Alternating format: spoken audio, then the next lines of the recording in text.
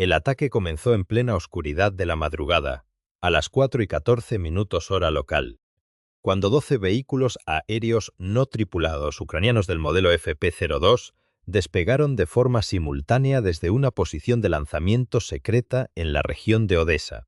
Las aeronaves fijaron un rumbo directo hacia el aeródromo militar de Saki, situado en la zona occidental de la península de Crimea.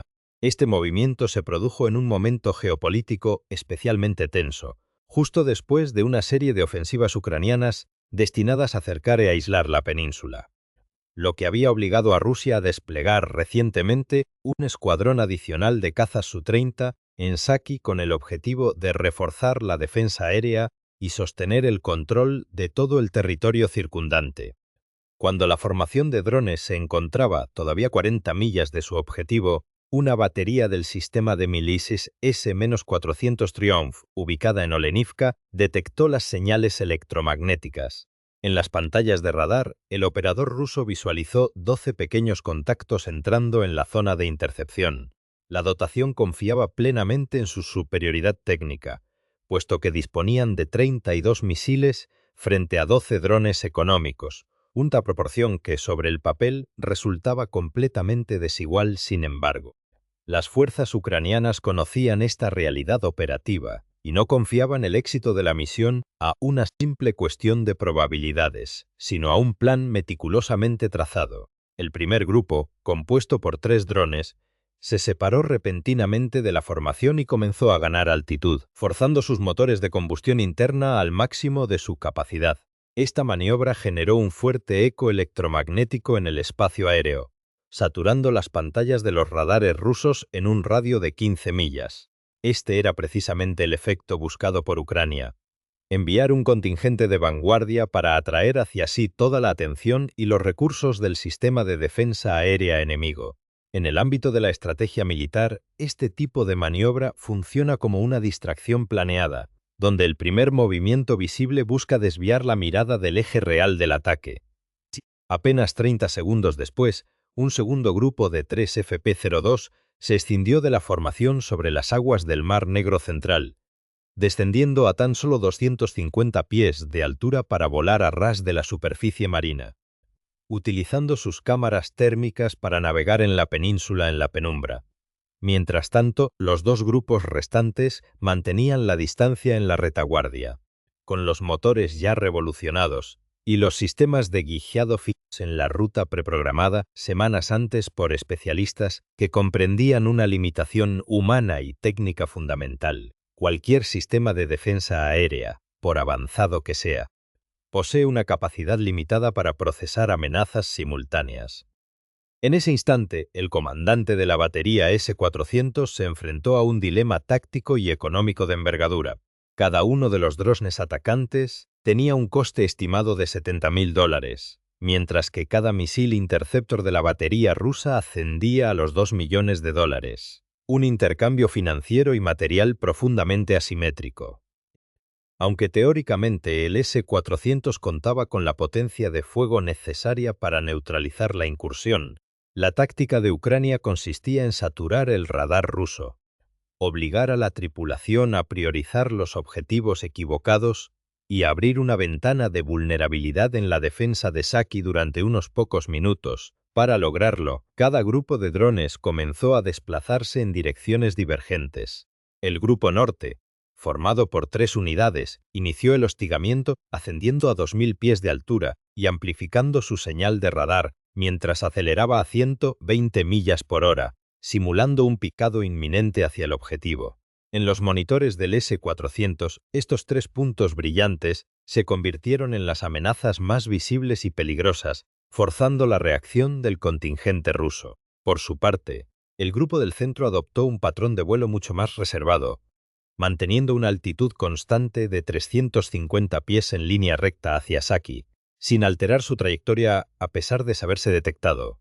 Y, en el flanco sur, el tercer grupo ejecutó una maniobra de desvío profundo hacia el interior del Mar Negro, alejándose de la península de Crimea y de cualquier objetivo militar evidente. Para un operador de radar sometido a la presión del combate, Este rumbo podía parecer irracional o sugerir un ataque hacia una posición completamente distinta, en la retaguardia de la operación. El último grupo de 3 drones FP-02 redujo su velocidad al mínimo y descendió a tan solo 100 pies sobre el nivel del mar, manteniéndose alejado del resto de la formación. Al avanzar de forma casi imperceptible sobre el agua, consiguieron que el eco de las olas del mar actuara como un escudo natural contra el radar. Este grupo constituía esa reserva estratégica de la misión. Si el grupo central resultaba destruido, ellos asumirían el ataque principal. Si el sistema S-400 agotaba sus proyectiles contra el flanco norte, ganarían el tiempo necesario para aproximarse. Y si las defensas de Saki solicitaban apoyo técnico o cazas de intercepción adicionales, este grupo intentaría desarticular dicha respuesta antes de que se consolidara una nueva capa defensiva, ante la evolución de los acontecimientos.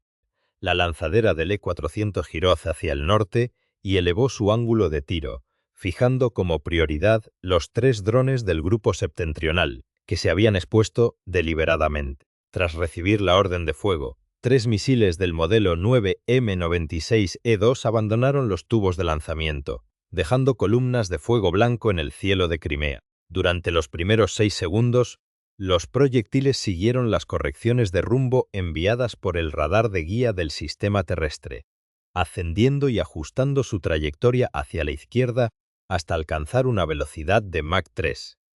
En el interior de cada misil, los procesadores de guiado calculaban continuamente el ángulo de intercepción, midiendo la velocidad de aproximación y prediciendo la posición futura de los drones del norte. El éxito o fracaso de esta fase dependía de la tecnología de guiado terminal. Al aproximarse a los objetivos, los radares activos situados en la punta de los misiles comenzaron a operar en la banda X, emitiendo pulsos de energía autónomos para afinar el impacto. Sin embargo, en cuanto los receptores de alerta de los drones FP-02 detectaron que el rastreo pasaba del radar de tierra al buscador del misil, las 3 aeronaves no tripuladas realizaron un viraje brusco hacia la superficie del mar, sacrificando la altitud para romper la solución de intercepción de los proyectiles. Los ordenadores de los misiles, que habían calculado un encuentro en una cota elevada, se encontraron con un cambio de trayectoria de 60 grados. A pesar de que las superficies de control de los misiles intentaron corregir el rumbo en pleno flujo aerodinámico, el entorno físico cambió drásticamente. Debajo ya no había un cielo despejado, sino la superficie del Mar Negro, la presencia de olas. La humedad en suspensión, la espuma blanca y los reflejos caóticos comenzaron a distorsionar la señal que recibían los buscadores de los misiles. Aunque los filtros Doppler del sistema ruso intentaron discriminar la firma real de los drones del ruido de fondo del oleaje, la velocidad extrema de los proyectiles dejó un margen de tiempo demasiado estrecho para procesar los datos. A 100 pies sobre el agua, los 3 drones FP-02 estabilizaron su vuelo, logrando que los buscadores de los misiles perdieran por completo la nitidez del objetivo. Segundos después, ante la pérdida de blocaje y la imposibilidad de confirmar un blanco válido, los mecanismos de autodestrucción de los misiles se activaron, generando 2 pequeñas explosiones sobre el mar. Tras este intento fallido, la atención de los operadores rusos se desplazó hacia el grupo sur, pero se encontraron con que las 3 señales habían desaparecido de las pantallas de rastreo del S-400. Desvaneciéndose como si hubieran sido absorbidas por el propio Mar Negro. El Grupo Sur había ejecutado una maniobra simple pero eficaz, adentrándose en el Mar Negro para alejarse del eje principal de vigilancia en torno a Crimea.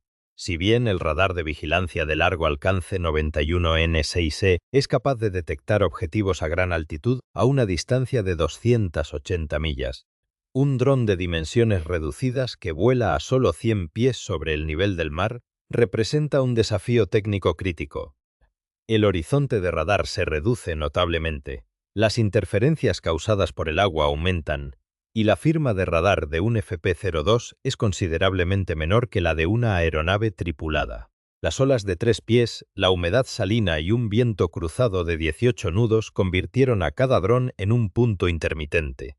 a una velocidad de 100 millas por hora, perder el rastro durante apenas 20 segundos implicaba que los aparatos ya se habían desplazado casi media milla más allá en el espacio marítimo. Ante esta situación, el mando ruso contactó con la batería S-400 Triumph, asignada a la zona portuaria de Sebastopol. Pocos segundos después, otro radar 91 N6E inició un barrido ampliado hacia el Mar Negro utilizando un modo de búsqueda con un ángulo de 12 grados, diseñado específicamente para filtrar objetivos pequeños que se desplazan a baja cota.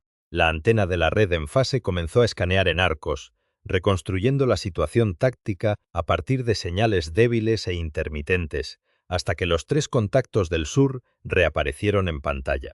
Las aeronaves no se habían retirado, sino que habían extendido su ruta lo suficiente para burlar la cobertura de la primera batería, manteniéndose dentro de un margen seguro de combustible.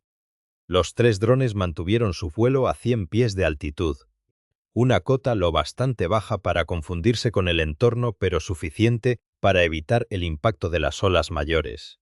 En ese momento preciso, iniciaron el viraje de regreso, la fase más crítica de su trayecto.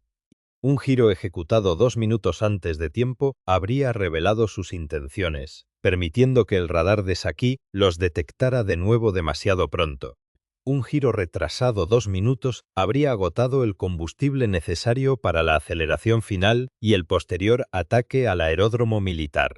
Los controladores de vuelo ucranianos se vieron obligados a calcular de manera constante variables como el viento cruzado, el combustible remanente, la distancia hasta Crimea, el nuevo ángulo de aproximación y el radio de giro seguro. A más de 100 millas por hora, una desviación de apenas 20 grados podía desviar las aeronaves cientos de pies de su ruta, arriesgándose a caer al mar si iban muy al sur, o a encenderse en el radar como una señal luminosa si se aproximaban en exceso a Crimea.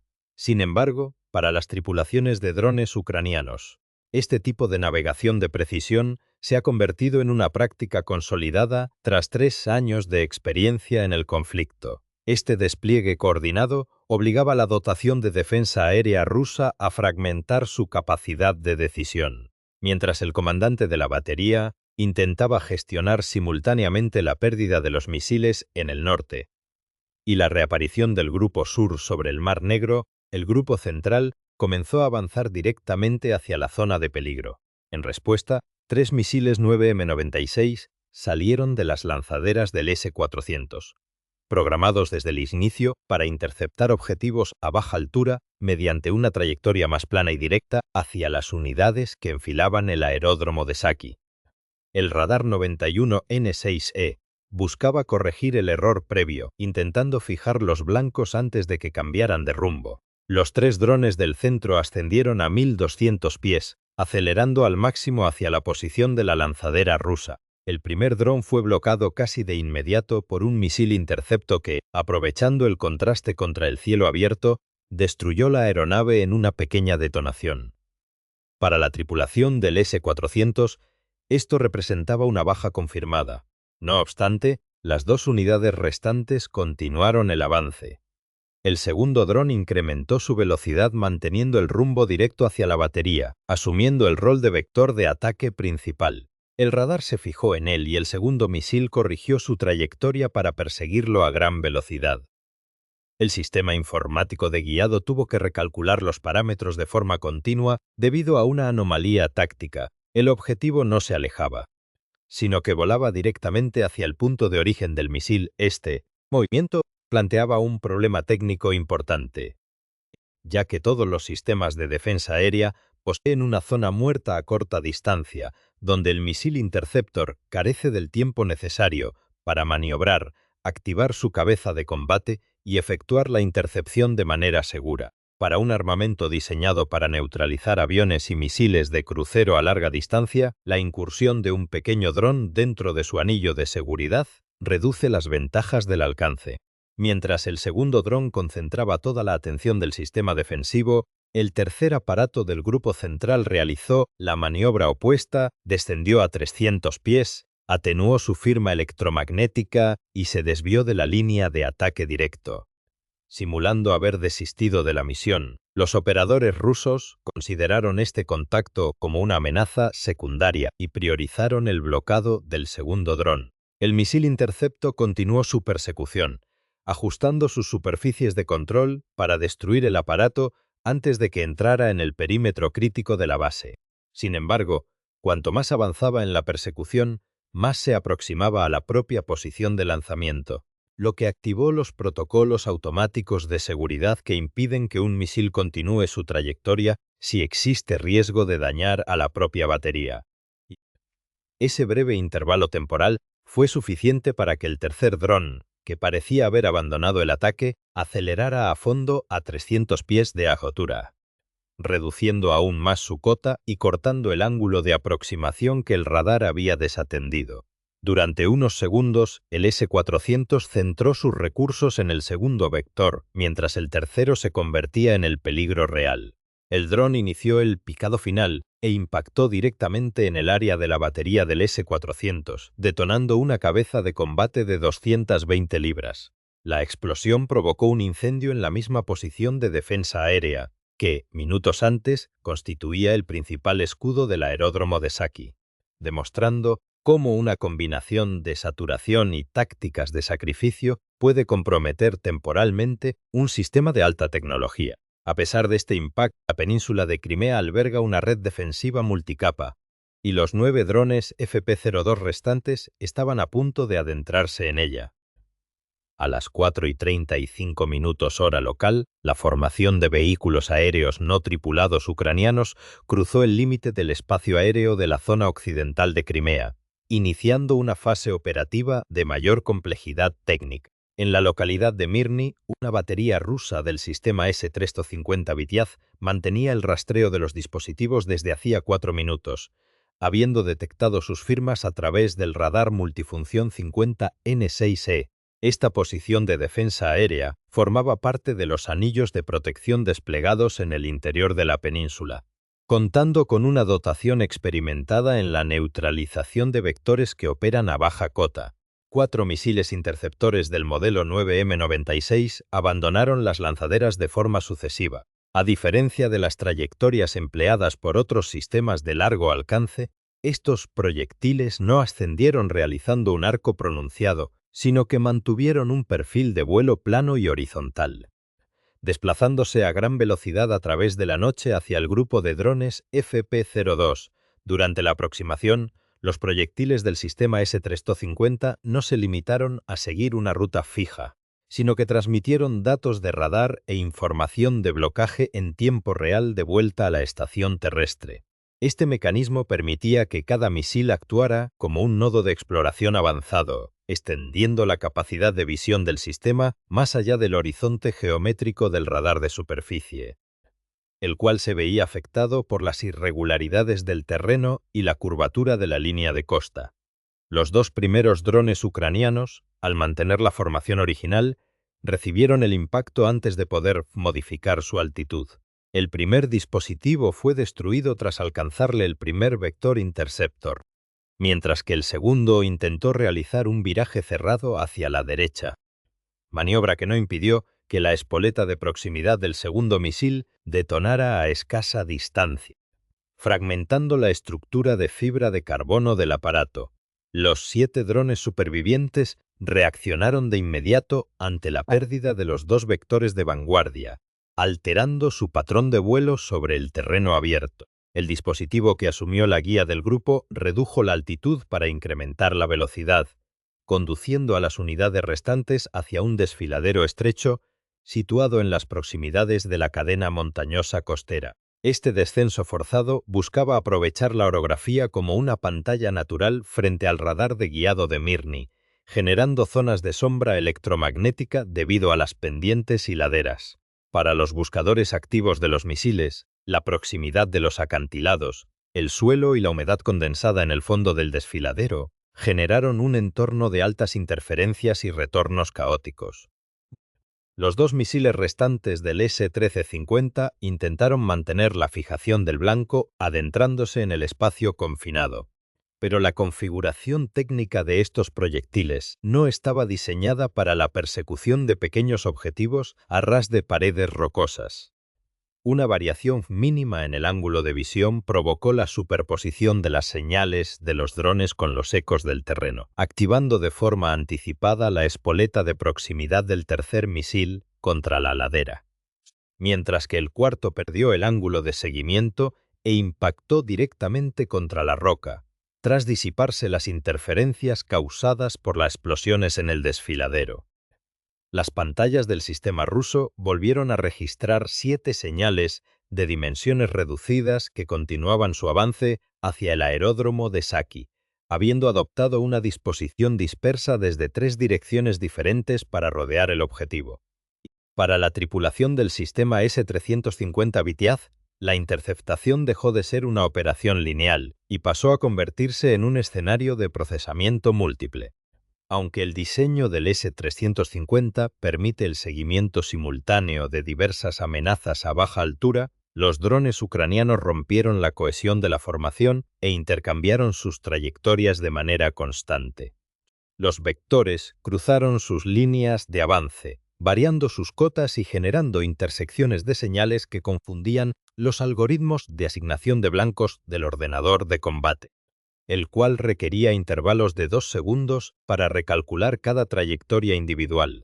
Ante la persistencia de las señales, la dotación rusa activó el canal de guiado de reserva, empleando el sistema electro-óptico de confirmación visual mediante cámaras térmicas y ópticas. Sin embargo, las condiciones meteorológicas previas al amanecer, caracterizadas por una densa niebla matutina sobre la franja costera y bajas temperaturas en el terreno, dificultaron la identificación. Los cuerpos de los drones generaban firmas térmicas muy débiles sobre el fondo frío de roca y vegetación, impidiendo que el operador óptico discriminara con precisión los blancos reales de los ecos térmicos del entorno. Al no poder consolidar un blocaje seguro y ante el riesgo de asignar misiles a objetivos erróneos, el mando de la batería ralentizó el ritmo de fuego, permitiendo que los 7 dispositivos FP-02 superaran esta segunda línea defensiva. Los datos sobre la incursión fueron transferidos inmediatamente a la unidad del sistema Pansir S-1, desplegada en el perímetro de seguridad interna del aeródromo de Saari. Este sistema autopropulsado de artillería y misiles antiaéreos de corto alcance tenía la misión específica de proteger las infraestructuras críticas de la base, incluyendo las zonas de estacionamiento de aeronaves y los depósitos de combustible. El radar de adquisición de objetivos del Pansir detectó los 7 contactos a una distancia de 4 millas y una altitud de 400 pies, moviéndose a una velocidad constante de 110 millas por hora. Los sistemas automatizados identificaron 3 ejes de aproximación diferenciados. El primer grupo se dirigía hacia la cabecera de la pista de aterrizaje. El segundo avanzaba hacia los hangares de mantenimiento donde se concentraban los cazas Su-30 recién desplegados. Y el tercero realizaba un vuelo de flanqueo a menor altitud por el sector periférico. La tripulación del Pansir S-1 seleccionó 2 misiles 57 E-6 para batir la primera oleada. Tras el lanzamiento, el primer misil interceptó al dron que lideraba la formación exterior, destruyéndolo en el espacio perimetral de la base. El segundo proyectil persiguió al dispositivo que se aproximaba a la zona de hangares, el cual realizó maniobras de evasión descendiendo 65 pies para intentar confundirse con las estructuras del suelo, aunque terminó siendo neutralizado por la espoleta de proximidad del misil a 1,5 kilómetros de distancia. Con los 5 drones restantes situados a poco más de 1 milla, la dotación del Pansir desactivó el canal de misiles debido a la corta distancia y conectó los cañones automáticos bidireccionales de 30 milímetros, capaces de generar una cadencia combinada de hasta 5.000 disparos por minuto. El fuego de la artillería antiaérea creó una barrera de proyectiles trazadores sobre el sector noroeste del aeródromo, intentando interponer una cortina de fragmentación en la ruta de los drones. El dispositivo que volaba por el flanco exterior aprovechó la concentración del fuego artillero sobre el eje central para realizar un viraje amplio fuera del sector cubierto por las piezas de 30 milímetros. Cuando la dotación del Pantsir intentó reorientar la torreta y el radar de seguimiento hacia este nuevo vector, el tiempo de respuesta mecánica de la plataforma resultó insuficiente para completar el giro y estabilizar la línea de puntería antes de que el dron cerrara la distancia. El dispositivo FP-02 incrementó su velocidad en el tramo final y se dirigió directamente hacia la posición del vehículo de defensa aérea, evadiendo una última ráfaga de cañón que pasó desviada. El dron impactó contra la sección del compartimento de equipos de combate del Pantsir S-1, detonando su carga explosiva y dejando fuera de servicio los radares de adquisición y seguimiento, lo que suprimió la última barrera automatizada del aeródromo y dejó las instalaciones expuestas al ataque de los últimos vectores. Tras la neutralización del sistema Pantsir S-1 en el perímetro defensivo, los 5 vehículos aéreos no tripulados restantes procedieron con la fase final de la incursión sobre las instalaciones de Saki. El aeródromo, una infraestructura de importancia estratégica para las operaciones en la península de Crimea y el teatro de operaciones del Mar Negro, albergaba en ese momento una concentración significativa de activos aéreos, incluyendo aeronaves Su-30SM, Su-30 y Su-24, además de equipos de apoyo técnico y suministros logísticos destinados a la unidad que había sido desplegada recientemente para reforzar la seguridad aérea de la zona. El ataque se centró en las áreas de hangares y las zonas de estacionamiento de aeronaves. El primer dron del grupo final efectuó un picado con un ángulo de 40 grados e impactó contra el techo metálico de la fila norte de hangares a una velocidad superior a 150 millas por hora. La detonación de la carga explosiva en un espacio cerrado provocó un aumento súbito de la presión interna, forzando la apertura de las compuertas y generando una columna de fuego que iluminó la zona de plataforma. El segundo impacto se produjo en el hangar contiguo, donde un caza Su-30 se encontraba en proceso de mantenimiento.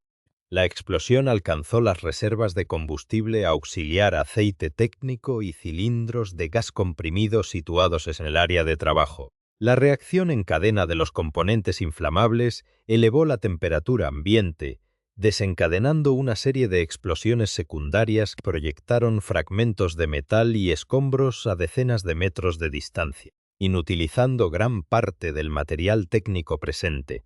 La onda expansiva afectó a las estructuras aledañas, fracturando los cristales de los edificios de mando y obligando al personal de tierra a ponerse a cubierto ante la propagación del siniestro. Durante el minuto siguiente, otros 3 drones impactaron en las filas central y oeste de los hangares, perforando las cubiertas y colisionando contra las calles de rodaje, lo que provocó daños adicionales en la infraestructura de hormigón y dispersó metralla sobre las rutas de movimiento de las aeronaves.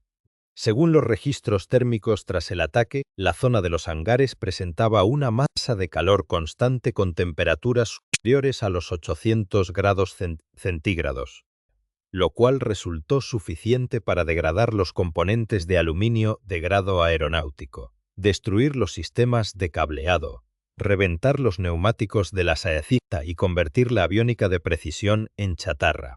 La paralización del aeródromo de Saki fue inmediata. Los vehículos de combustible y el equipo de mantenimiento quedaron inoperativos tras ser alcanzados por la deflagración, impidiendo que el escuadrón de cazas pudiera completar los protocolos de despegue en una perspectiva más amplia. Este acontecimiento destaca la vulnerabilidad operativa de las bases aéreas frente a enjambres de drones de bajo coste cuando los sistemas de defensa aérea, por modernos que sean, son sometidos a tácticas de saturación. La incapacidad de la red defensiva para gestionar múltiples vectores de aproximación simultáneos en diferentes ejes y altitudes subraya una debilidad recurrente en la protección de activos de alto valor en entornos de combate moderno. Para la seguridad europea y las fuerzas de la OTAN, el incidente de Saki ofrece lecciones críticas sobre el diseño de las capas de defensa aérea y la necesidad de integrar contramedidas electrónicas más efectivas frente a la proliferación de plataformas no tripuladas tácticas. La estabilidad regional, vinculada estrechamente al control del flanco oriental y del Mediterráneo, depende de la capacidad para mantener estas infraestructuras operativas, cuya vulnerabilidad ahora queda expuesta por la eficacia de estos ataques quirúrgicos contra nodos logísticos vitales. Las consecuencias políticas y militares de esta acción aún están por determinar. Pero la pérdida temporal de la capacidad de respuesta desde Saki complica la proyección de fuerza rusa en el sector. A falta de informaciones oficiales detalladas sobre la pérdida total de aeronaves, los hechos confirman una interrupción severa en la cadena de mantenimiento y el despliegue de las unidades recién llegadas. La pregunta que surge ahora ante este tipo de confrontaciones asimétricas es qué factor resulta más decisivo en el resultado final, si es la capacidad de destrucción física del armamento utilizado, el efecto psicológico sobre las tripulaciones de defensa, la parálisis logística generada en el aeródromo o simplemente la evidencia de que los sistemas de defensa aérea tradicionales, incluso los más sofisticados como el S-400 o el S-350, requieren de una integración más profunda con sistemas de guerra electrónica para contrarrestar ataques a pequeña escala, pero masificados. Este episodio marca una evolución en el uso táctico de los vehículos no tripulados en el contexto del conflicto actual, reafirmando que la superioridad aérea no se mide solo por la potencia de los cazas, sino por la resiliencia de la red que los protege en tierra. La resiliencia de la infraestructura militar en Crimea frente a futuras incursiones de esta naturaleza será un punto clave en la evolución de las hostilidades. A medida que la tecnología de drones continúa optimizándose para evadir radares y saturar sistemas de misiles, las fuerzas contendientes deberán adaptar sus doctrinas de despliegue para evitar que activos de importancia estratégica queden expuestos a estos ataques de alta precisión y bajo coste. A la luz de lo ocurrido en el aeródromo de Saki, ¿qué aspecto considera usted más crítico? El daño material sufrido por los hangares y las aeronaves, el golpe a la logística del escuadrón ruso, la señal política enviada al demostrar la vulnerabilidad de Crimea o el fallo operativo de los sistemas de defensa aérea ante una táctica de saturación de bajo coste? Deje su opinión en la sección.